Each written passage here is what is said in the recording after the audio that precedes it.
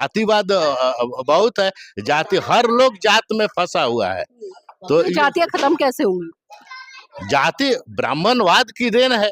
ये ब्राह्मणवाद की तो देन है, लेकिन जो लोग मान रहे हैं उनकी कमियां नहीं लगती आपको? क्योंकि ब्राह्मण कह रहा है और ये लोग मान रहे हैं, मान क्यों रहे हैं? क्या ब्राह्मण ने जबरदस्ती की है इनसे? कमियां नहीं है, उनकी इसलिए कमी नहीं है, हमारे समाज की इसलिए कमी नहीं है कि उनको शिक्षा और शस्त्र से वंचित कर दिया गया। जब उनको जानकारी नहीं होने दिया तो बेचारे उनका क्या दोष है। मेरा नाम सुरेंद्र ज्ञानी स्वर्गीय है। स्वर्गीय? हाँ, मतलब जीते जी स्वर्ग हो गए? जीते जी और मरने के बाद क्या स्वर्ग है? स्वर्ग जो है, जो हम स्वयं में आनंदित है। और जब से हमने बुद्ध की शिक्षा को ग्रहण किया है, बुद्ध को ज्ञान का ग्रहण किया है, तो इस ज्ञान से आनंद देने वाला कोई चीज नहीं है। लेकिन हिंदू लोग तो स्वर्ग की कुछ और ही कल्पना करते हैं, क्या वो झूठ है? तो बाकी को क्या, वो तो बिल्कुल जो झूठ है। स्वर्ग और नरक हिंदुस्तान में मैं गारंटी लिख करके देता हूँ कि कोई नरक में नहीं जाता है। सब मेरे से सर्टिफिकेट ले लीजिए, सब मरने के बाद चोर चंडाल बदमाश सब स्वर्ग में ही जाते हैं। लेकिन हम लोग उनके हिंदूवादी स्वर्ग में नहीं, हम बुद्ध के ज्ञान के स्वर्ग में। आप बड़े दावे के साथ कह रहे हैं कि चोर हो, डाकू हो, लुटेरा हो या अच्छा हो, सर स्वर्ग में जाते हो। स्वर्ग कैसा होता है? तो किसी ने बताया आपको? नहीं, मैं जब इस पर रिसर्च कर रहा था तो मैं बहुत बड़े बड़े ज्ञानी और पंडितों से पूछा कि भाई बताओ कहाँ पर स्वर्ग है, आने जाने का खर्चा मैं दूंगा, उसकी चौहद्दी बताओ, ये बताओ। तो गरुड़ पुराण तो कौन किताब, ये सारा मैं पढ़ा, हमें कहीं नहीं मिला। जब हमने बुद्ध का त्रिपिटक और बाकी जो बुद्ध की शिक्षाएं पढ़ी, तब हमें मालूम हुआ कि स्वयं में आनंद देने वाला यही एक ज्ञान है। और उसी दिन से मैं अपना नाम स्वर्गीय लिखना शुरू। अच्छा, जो बौद्ध धर्म है और भारत में अन्य धर्म है, ये कैसे अलग करता है और कैसे अपने आप को महान बनाता है? बाकी बौद्ध जो है धर्म है, धर्म एक विचारा है, धारा है। बौद्ध धर्म जो है ये भगवान को नहीं मानता है, ये बोलता है कि स्वयं अपो दीपो भवो, स्वयं में विकास करो, स्वयं शिक्षित हो।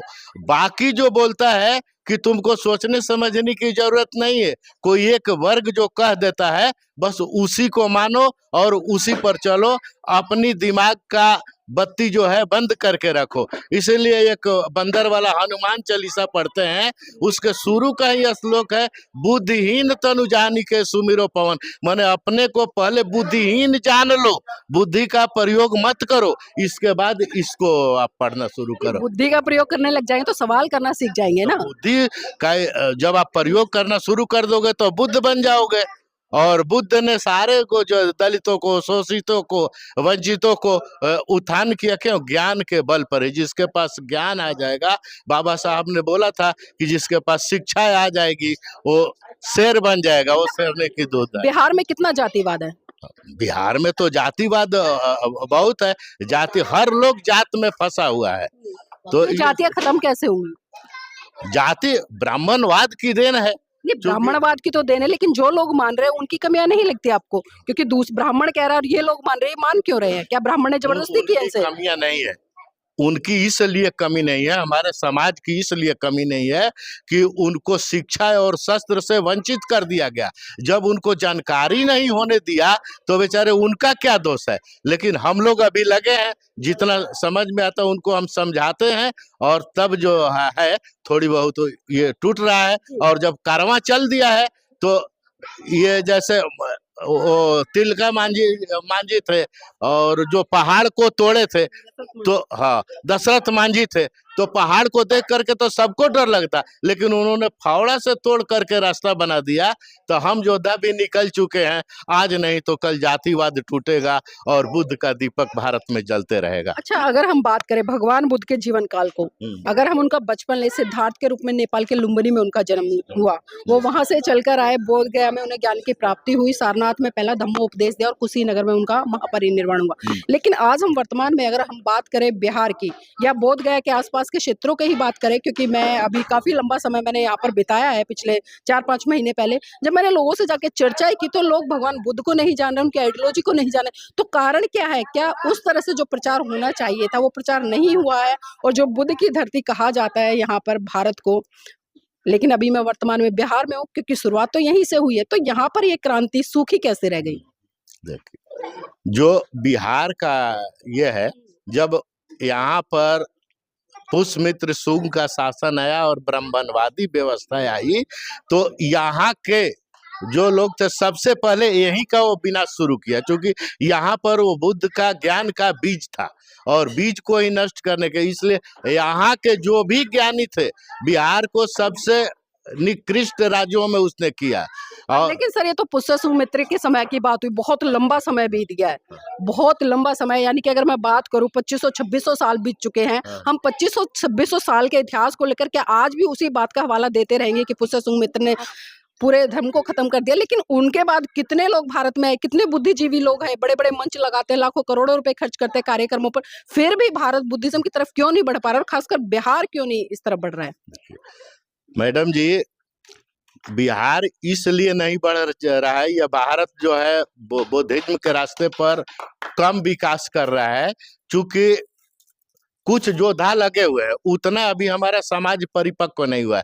लेकिन उन सबों का जो समाज है वो बहुत, उसका ट्रेनिंग 1.5 करोड़ जो है वॉलंटियर हैं उसके आरएसएस के, और वो जो है आपको हमारे शिक्षाओं को आपको मालूम होगा कि जब संविधान लागू हो रहा था तो एक गिरीश पांडे या कोई करके था, वो मीटिंग लिया तो किसी ने बोला कि वो सुन रहे हैं कि नया संविधान आ रहा है, वो बहुत अच्छा आ रहा है। उसने बोला नया संविधान हो या कुछ हो, ये संविधान हमें मान्य नहीं है, हमारे लिए मनुस्मृति ही संविधान है। उन्होंने बोला कि लोगों ने बोला अंबेडकर बहुत बड़े विद्वान हैं, उनके द्वारा संविधान लिखा गया। बोला चाहे कितना भी विद्वान है वो शूद्र है, और शूद्र का लिखा हुआ संविधान हमें नहीं चाहिए। बोला दूध तो पवित्र होता है, लेकिन नाली से बहता हुआ आएगा दूध तो पवित्र नहीं माना जाएगा। इस बात को कह करके उसने जो है अंबेडकर के संविधान को दूर हटाने का कोशिश किया।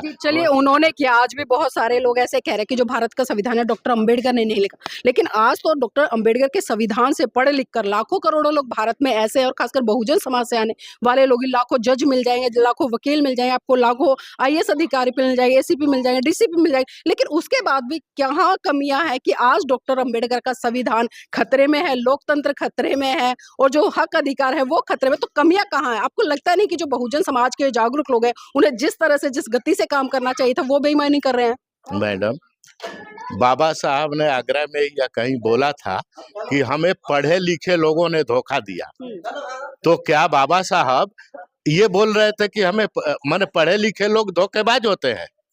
तो हमारे समाज में शिक्षित लोग हैं, पढ़े लिखे लोग हैं, लेकिन बाबा साहब के कथनों के अनुसार पढ़ करके जो तुमको काम करना चाहिए था, जिस समाज को जगाना चाहिए था, वो तूने काम नहीं किया, तो तू समाज को धोखा दिया। अपने बाल बच्चे को पालन किया, उनको शिक्षा दिया, अपने अपनी रोजी रोटी का इंतजाम किया। तो आजकल शिक्षित लोग क्या करते हैं, और अपना बाल बच्चों का पालन, अपने भोजन का जुगाड़ तो सब एक कुत्ता बिल्ली और सियार भी कर लेता है। और शिक्षित होकर के तो वही काम किया, तो कौन सा काम किया? जब समाज को आप जगाओगे उसके बाद ही आपको कहा जाएगा कि बाबा साहब के शिक्षाओं पर, बुद्ध की शिक्षाओं पर आप चल रहे हैं। जी, बहुत बहुत साधुवाद आदरणीय जी हमारे साथ जुड़ने के लिए। तो देखिए, मैं आपसे एक बात जरूर कहना चाहूंगी, आप कितने ही पढ़ लिख जाए, कितनी ही डिग्रियां ले ले, चाहे लाखों कई लाख रुपए की सैलरी उठा ले, लेकिन जब तक आप समाज के प्रति ईमानदार नहीं होंगे, निष्ठावान नहीं होंगे, समाज की पीड़ा में सम्मिलित नहीं होंगे, मुझे लगता है कि आपका पढ़ा लिखा होना बिल्कुल बेकार है। और इसीलिए बाबा साहब ने 1956 में जो व्यथा थी, 18 मार्च को जो आगरा में रोते हुए कहा था उन्होंने कि जो मेरा पढ़े लिखा समाज है उन्होंने मुझे धोखा दिया। तो साथियों, इस स्टेटमेंट को बिल्कुल भी आप चरितार्थ मत कीजिए, ईमानदारी से, निष्ठा से लग जाइए। चाहे एक बच्चे को पढ़ाइए, लेकिन ईमानदारी से पढ़ाइए, उसे जागरूक कीजिए। तो मैं चाहूंगी आप इस वीडियो को लाइक करें, शेयर करें और कमेंट करके अपनी प्रतिक्रिया जरूर दीजिएगा कि जो ये चर्चा मैंने की है ये आपको कैसी लगी। और जिस भी साथी ने अभी NB News 24x7 चैनल को सब्सक्राइब नहीं किया, चैनल को सब्सक्राइब जरूर कर लें।